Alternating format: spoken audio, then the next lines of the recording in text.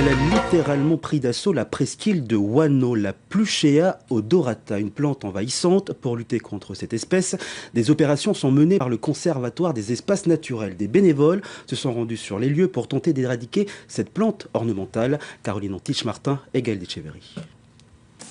La presqu'île de Wano abrite un ennemi sournois et dangereux. Tapi dans les brousses, il envahit l'espace et étouffe progressivement les autres espèces. Son nom, Pluchea odorata. Elle est arrivée il y a 30 ans sur le territoire. C'est une plante qui a été importée pour l'ornement, parce que c'est une plante qui est assez jolie. Donc elle a un potentiel invasif.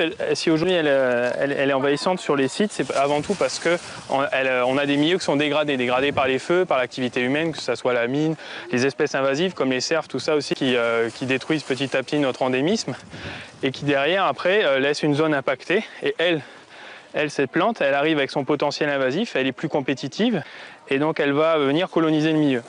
Seul moyen de lutte contre ce poison, l'arrachage. Mais pour cela, il faut des bras et aujourd'hui, il n'en manque pas. Coutumiers de Arachu, mairie, association environnementale, comité de gestion, province sud, même les élèves de la 4e approgée du Collège de la Foi participent à l'éradication. Cette plante, elle est envahissante. C'est envahissant, c'est pas bon aussi pour les mangroves, tout ça. Ah, c'est bien, ça change un peu de collège. Le but du jeu cette année, aujourd'hui, c'était de désherber une espèce envahissante. Ensuite, l'année prochaine, si possible, pouvoir ramener ces élèves-là pour boiser et pour entretenir le lieu. Un projet à long terme donc, pour protéger et valoriser ce site exceptionnel, classé au patrimoine mondial de l'UNESCO. C'est aussi des opérations de prévention, d'anticipation. On sait que la presqu'île de Wano sera soumise d'ici quelques années à une forte pression anthropique. Donc c'est aussi prévoir toutes ces dégradations futures qui seront peut-être possibles et surtout permettre aux citoyens calédoniens d'arriver dans un cadre exceptionnel.